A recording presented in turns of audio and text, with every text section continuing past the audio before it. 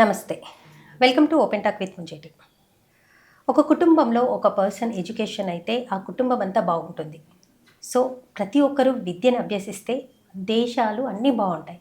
So అలాగే ఇప్పుడు దీప్కే పిలుపునిచ్చారు పాఠశాలని బాగు చేసుకుందామని. ఇప్పుడున్న కాలంలో విద్య ఎంత ఎక్స్పెన్సివో మనందరికీ తెలిసిన విషయమే. సో ఈ దీప్కే పిలుపుకి ఈ విద్యకి ఏంటి సంబంధం అనే దాని మీద మనతో మాట్లాడేందుకు కమాండర్ చీఫ్ ఎడిటర్ రామారావు గారు ఉన్నారు. వారితో మాట్లాడదాం.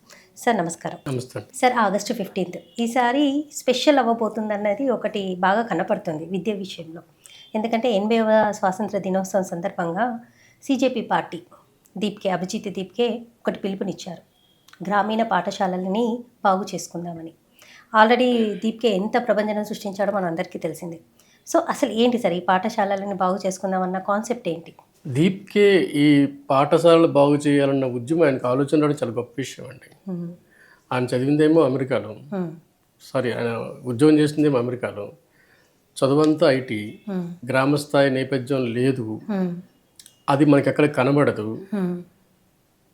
పైగా నీట్ ఎగ్జామ్ పేపర్ లీక్ మీద ఆయన బయటకు వచ్చాడు.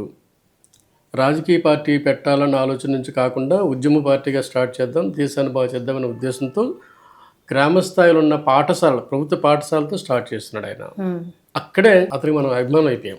ఏం చెప్పాలంటే గ్రామ పాఠశాలల్లో ప్రభుత్వ పాఠశాలల గురించి ఆలోచించడం అంటే చిన్న విషయం కాదండి. ఇప్పుడు ఆల్మోస్ట్ స్వతంత్రం వచ్చి 80 సంవత్సరాలు దాటిపోతుంది. ఏం బాగుపడ్డాయండి పాఠశాలలు? వాస్తవానికి అయితే నిజంగా ఇప్పటికీ పాడుపడిన ఉన్నాయి. మీకు అన్నింటికంటే ఏంటంటే వాష్రూమ్స్ ఉండవండి, లాబెటరీస్ ఉండవండి. అమ్మాయిలు వెళ్ళాలంటే ఈ రోజు కూడా కష్టమే. ఒకవేళ ఉన్నాగినా అది కనిపించేటట్టు ఉంటాయి తప్ప ఉపయోగపడేటట్టు లేవండి. నీట్నెస్ అస్సలు ఉండదండి. సో అంత దౌర్భాగ్య పరిస్థితిలో ఈరోజు పాఠశాలలు కనిపిస్తాయి మనకి ప్రతి గ్రామంలో కూడా. ఏమండి, అటువంటి పాఠశాల నిన్న టచ్ చేయడం అనేది దీప్కే నిజాన మహానుభావుడిగా చెప్పాల్సి వస్తుంది. అందరినీ టచ్ చేసినట్టుగానే. మీకు ఒక దేశము అభివృద్ధి కోసం ఏదన్నా మనకు కళలు ఉన్నాయంటే ఆ కళలు నెరవేరాలంటే అక్కడితోనే ప్రారంభం అవ్వాలండి. స్కూల్ స్టేజ్ నుంచే ప్రారంభం అవ్వాలి. ఆయన అక్కడ స్టార్ట్ చేశాడు. ఈరోజు పాఠశాలలు చూడండి, మీకు తెలంగాణ కావచ్చు, ఆంధ్రప్రదేశ్ కావచ్చు, గత ఎలక్షన్లో బీఆర్ఎస్ కావచ్చు, ఇప్పుడున్న కాంగ్రెస్ కావచ్చు, అక్కడున్న టీడీపీ కావచ్చు, అంతకుముందున్న వైకాపా కావచ్చు, వీళ్ళు ఈ మధ్య దాన్ని ఫ్యాసినేట్ చేస్తున్నారండి. అంటే ఏంటి, ఇక్కడ కూడా ఓట్లు ఉన్నాయి, సో మన పాఠశాలని ఏదో బాగు చేద్దాము, ఒక కలర్ వేద్దాము, లేదు ఇంకేదో చేద్దాము, లేదు అట్లా ఇక్కడ కూడా ఓట్లు ఉన్నాయి, తల్లిదండ్రుల మనసులు జయించుకుందామని ఉద్యోగం ఏదో హడావుడి చేస్తున్నారు. కానీ అట్లా దానివల్ల లాభం ఏం లేదు. నిష్ణాతులైన ప్రావీణ్యత కలిగిన టీచర్స్ ఉన్నారు గవర్నమెంట్ స్కూల్లో, ఏమండి. కానీ అక్కడికి అట్రాక్ట్ చేయని పిల్లలు ఉండాలి కదండి. ఆ పిల్లల్ని ఎవరు తీసుకొస్తారు? సో ఏ పేరెంట్ కూడా గవర్నమెంట్ స్కూల్లో చదివించే స్తోమత ఎంతమందికి ఉంటుంది? అక్కడ ఏమీ లేని దగ్గరికి ఎందుకు చదివిస్తాడు? ఇప్పుడు విద్య అనేది చాలా ఇంపార్టెంట్ అయిపోయింది కదా, చాలా అవసరం. అక్కడ జాయిన్ చేసి తన పిల్లల భవిష్యత్తు నాశనం చేస్తున్నానా అన్న భయమే ప్రతి పేరెంట్కి ఉంది. సో ఇప్పుడు అక్కడ కనుక అవి ప్రాథమిక విద్యలో ఆ పాఠశాల కనుక బాగుంటే, ఆ కల్చర్ వచ్చుంటే, ప్రతి పేరెంట్ అక్కడ మా పిల్లలు చదువుకుంటే బాగుపడతారన్న ఆలోచన కనుక ప్రతి పేరెంట్కి వస్తే దేశమే బాగుపడిపోతుంది. వాస్తవం. ఇంకోటి, అప్పట్లో మనమందరం చదివింది గవర్నమెంట్ స్కూల్లోనే, సరైన విద్యను కూడా అభ్యసించింది అక్కడే. కానీ ఇప్పుడు ప్రైవేట్ స్కూల్లో ఎక్కువ అయిపోయాయి. సో పిల్లలు వాళ్ళ స్తోమతకు తగ్గట్టు పేరెంట్స్ పంపించాలంటే వెరీ ఎక్స్పెన్సివ్. ఇప్పుడు నిజంగా ఈయనన్నట్టుగా గవర్నమెంట్ స్కూల్స్ ఏదైతే గ్రామీణ ప్రాంతాల్లో ఉన్న గవర్నమెంట్ స్కూల్ని నిజంగా అక్కడున్న సమస్యలను పరీక్షించుకుంటే నిజంగా అందరూ విద్యను అభ్యసించినట్టేగా. ఆంధ్రప్రదేశ్ ముఖ్యమంత్రి గవర్నమెంట్ పాఠశాల చదివారు ఆయన. తెలంగాణ ముఖ్యమంత్రి రేవంత్ రెడ్డి గారు గవర్నమెంట్ పాఠశాల చదివారు ఆయన. ప్రధానమంత్రి మోడీ గవర్నమెంట్ పాఠశాల కదండి. సో అక్కడ గతంలో బాగుండేవి. అప్పుడు మనం చదివామంటే మనకు ఆల్టర్నేటివ్ లేక చదివాం. ఇప్పుడు ఆల్టర్నేటివ్ ఉన్నాయి. ఉన్నప్పుడు ఆ పాఠశాల చాలా బాగుండాలి, ప్రాథమిక అవసరాలు ఉండాలి. సో చదువుతున్న ఎన్విరాన్మెంటల్ కనిపించాలి.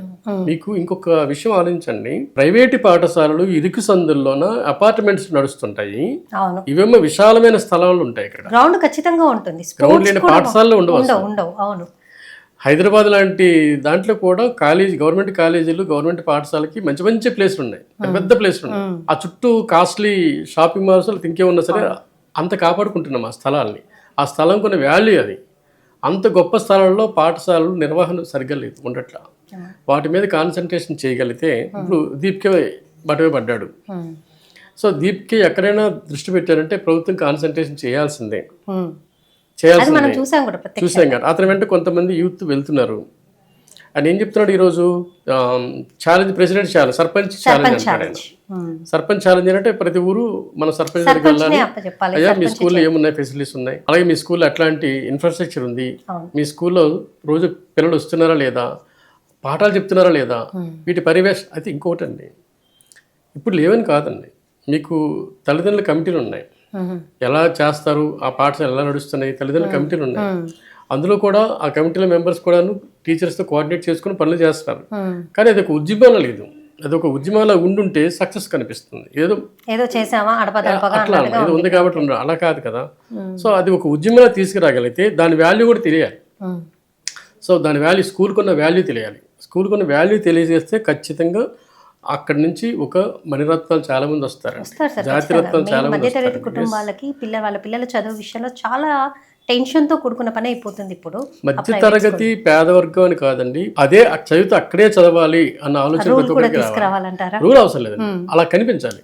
ఓకే, అక్కడున్న మెయింటెనెన్స్ అలా కనిపించాలి. కానీ సర్పంచ్ తో పాటు పేరెంట్స్ కి కూడా ఒక పిలుపునిచ్చారు ఈయన. ఎందుకంటే వెళ్ళి ప్రతి ఒక్కటి ఇప్పుడు ప్రభుత్వం నుంచి వచ్చే పథకాలు అక్కడ సక్రమంగా చేస్తున్నారా లేదా, మధ్యాహ్న భోజనం కరెక్ట్గా ఉందా, వాష్రూమ్స్ కరెక్ట్గా ఉన్నాయా లేవా. సో ఆ పేరెంట్ కూడా బాధ్యత ఉంటుంది. ఒకవేళ ఇన్ కేస్ లేకపోతే మీరు మమ్మల్ని అప్రోచ్ అవ్వండి, లైక్ contact@cockroach-janata-party అని ఒక వెబ్సైట్ పెట్టారు. దాని ద్వారా మాకు పెడితే సోషల్ మీడియా ద్వారా మేము దాన్ని పరిష్కరిస్తాము అని కూడా పెట్టారు. ఇప్పుడు మా ఊరు ఉందండి, శ్రీకాకుళం జిల్లాలో బాసురేణి విలేజ్ ఉందండి. మా ఊర్లో హై స్కూల్ ఉంది, ఒక ఎలిమెంటరీ స్కూల్ ఉంది, చైతన్యవంతమైన యూత్ ఉంది మా ఊర్లో, మంచి మంచి పలుకుబడి ఉన్న రైతు బిడ్డలు ఉన్నారు. అయితే ఆ స్కూల్లో కూడాను ప్రభుత్వపరమైన కొన్ని వసతులు ఉన్నాయి. మా ఊరి నుంచి కూడా పేరెంట్స్ నుంచి సహకరిస్తున్నాము, కానీ పిల్లలు వెళ్ళట్లా. పిల్లలు ఏం చేస్తున్నాం, మనకున్న ఆర్థిక స్థోమతతోని పక్కన టౌన్ ప్రైవేట్ స్కూల్కి పంపిస్తున్నాం. సార్ ఇంకొకటి ఏంటంటే మీరు అన్నట్టుగా ప్రైవేట్ స్కూల్స్కి పంపిస్తున్నారు, అన్ని వసతులు ఉన్నాయి, అయినా ప్రైవేట్ స్కూల్కి పంపిస్తున్నారని ఇప్పుడు మీరు చెప్తున్నారు కదా. సో ఎందుకు పంపించాల్సి వస్తుంది? ఇప్పుడు ఇన్ని వసతులు ఉన్నా ఇక్కడ లాంగ్వేజ్ కూడా ఒక కారణం అయి ఉంటుంది అంటారా? ఎందుకంటే ఇంగ్లీష్ మీడియం, తెలుగు మీడియం, ఎందుకంటే ప్రతి ఒక్క ఉద్యోగ రీత్యా చూసుకుంటే ఇంగ్లీష్ మ్యాండేటరీ అన్నది ఒకటి బాగా ముద్ర పడిపోయింది, అదే అవుతుంది కూడా. సో ఆ కారణంగా పేరెంట్స్ ప్రైవేట్ స్కూల్లో పంపిస్తుండొచ్చు కదా. అదే ఇది ఒక పెద్ద పాయింట్ అండి. ఇంగ్లీష్ లాంగ్వేజ్ గవర్నమెంట్ స్కూల్లో ఉండదని ఒక అపోహ. అయితే ఇంగ్లీష్ లాంగ్వేజ్ గవర్నమెంట్ స్కూల్లో ఉంటుంది, మీరు క్లాస్ నుంచి అలా యాడ్ అవుతుంది కదా. అది కానీ ఇక్కడ మీకు అసలు అన్ని ఇంకొప్పుడు మనం జనరల్గా ఒకటి ఆలోచించాల్సింది ఏంటంటే, ప్రాథమిక విద్య మాతృభాషలో ఉండాలని ఉద్యమం ఉంది. అంటే మాతృభాషలో ప్రాథమిక విద్య మనం నేర్చుకుంటే మనలో ఒక సృజనాత్మకత పెరుగుతుంది అన్నది. చిన్నప్పటి నుంచి ఇంగ్లీష్ లాంగ్వేజ్ కాదని ఆ పోరాటం మధ్య నలిగిపోతున్నాం చాలా మట్టుకు.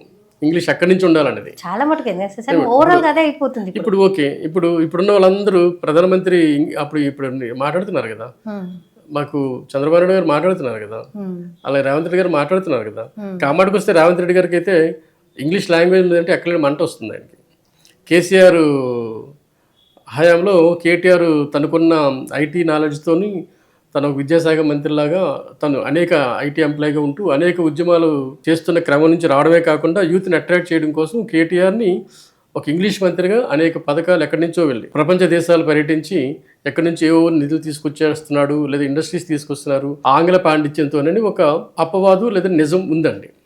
దానికి వెకిలిగా మాట్లాడుతున్నారు కదా మన సీఎం గారు, ఇంగ్లీషు ఎవరైనా మాట్లాడతారు, ఆయన మాట్లాడేది ఏముందని.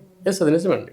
ఇంగ్లీషు అన్నది ఒకే అంతర్జాతీయ భాష, ఏ భాష మనం కించపరచలేము, కానీ దానివల్లే అభివృద్ధి జరుగుతుంది, దానివల్లనే ఏదో వస్తుంది అనుకున్నది కాదు కదా. అనేక దేశాలు ఇంగ్లీష్ ఉన్నాయా, కానీ ఇక్కడ అదే కనిపిస్తుంది కదా. మన దౌర్భాగ్యం మనల్ని ఆంగ్లేయులు పరిపాలించారు కనుక. ఇప్పుడు మీరు China no English, Japan no English, Korea no English, అసలు యూరోప్లో ఎక్కడ ఇంగ్లీష్ ఉందండి, ఒక యూకేలో తప్ప. ఎవరి భాష వాళ్ళది. జర్మనీ, మీరు జర్మనీలో ఏ కోర్స్ వెళ్ళాలంటే మీకు జర్మన్ లాంగ్వేజ్ కంపల్సరీ అండి. ఏ కోర్సు మీరు చదవాలనుకున్నా సరే జర్మన్ కంపల్సరీ, వాళ్ళ మాతృభాషలోనే అంతే, వేరే భాష రాదు మీకు.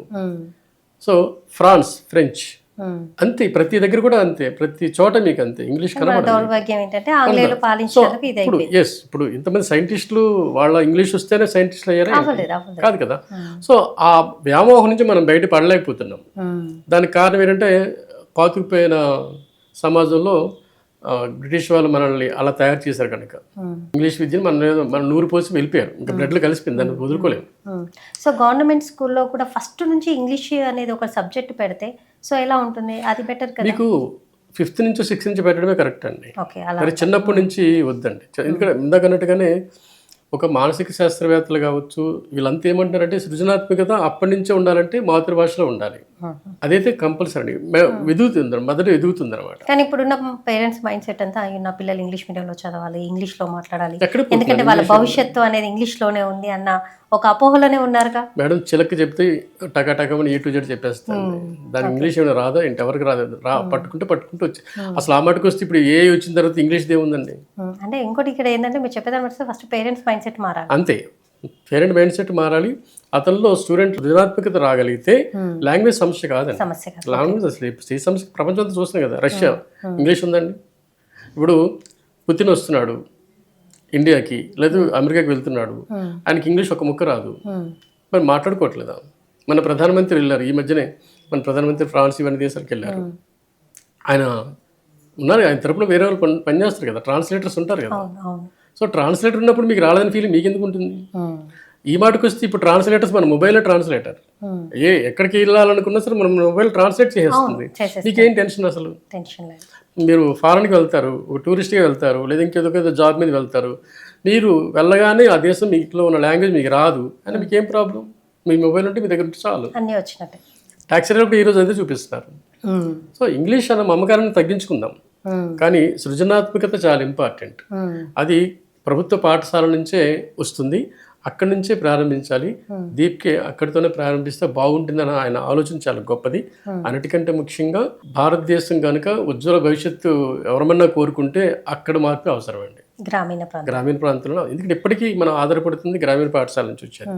ఈ రోజు కూడా యూత్ అక్కడి నుంచి వస్తున్నారు. కరెక్టే సార్. ఇప్పుడు యూత్ అంతా వాళ్ళే. నీట్ పేపర్ లీక్ మీద ఎలా అయితే సక్సెస్ సాధించారో ఈ విషయంలో కూడా సర్పంచ్ ఛాలెంజ్ అనే పిలుపు సక్సెస్ అవ్వాలని మనం కోరుకుందాం. కానీ ఒక చిన్న మాట, మీరు జంతర్ మంతర్ ఉద్యమానికి వెళ్తున్నప్పుడు చాలామంది యూత్ అండి, వాళ్ళు నడుచుకొని ట్రైన్ పట్టుకొని, వాళ్ళెవరు జంజీ కాదు, వాళ్ళెవరు మీకు కాక్రోజ్ జనతా పార్టీ కార్యకర్తలు కాదు, అలాగే ఏ పార్టీ కార్యకర్తలు కూడా కాదు, వాళ్ళంతా గ్రామీణ స్థాయి యువకులండి. వాళ్ళు బ్యాగులు వేసుకొని రెండు మూడు రోజులు ఉండాల్సి వస్తుంది అని చెప్పి బ్యాగులు వేసుకొని బట్టలు పెట్టుకొని 2-3 బ్రష్ పట్టుకొని కాలినడకన, లేదంటే కొంచెం చిన్న ట్రైన్లు ఎక్కేసో, లేదా బస్సులు ఎక్కేసో, లారీలు ఎక్కేసో వెళ్ళిపోయారండి ఢిల్లీకి. నేను అనుకోవడం వాళ్ళు చూసి ఇన్స్పైర్ అయ్యాడేమో. మేబీ ఉండొచ్చు సార్. యూత్ తలుచుకుంటే డెమోక్రసీ, గ్రామస్థ యూత్ కదా, యూత్ తలుచుకుంటే ఏదైనా అర్బన్ యూత్ అంత సాహసాలు చేయరండి. వాళ్ళకి సినిమా ప్రభావం ఉంటుంది, అలాగే ఇంకొక ప్రభావం ఉంటుంది, లేదు అర్బన్ కల్చర్ ప్రభావం ఉంటుంది. గ్రామస్థాయి వాళ్ళే మీకు ఇలాంటి వాటి గురించి ఆలోచిస్తారు ఖచ్చితంగా. వాళ్ళలోనే భవిష్యత్తు మొత్తం యూత్ నుంచే ఉంది అని అంటారు. ఖచ్చితంగా. ఓకే, నమస్తే.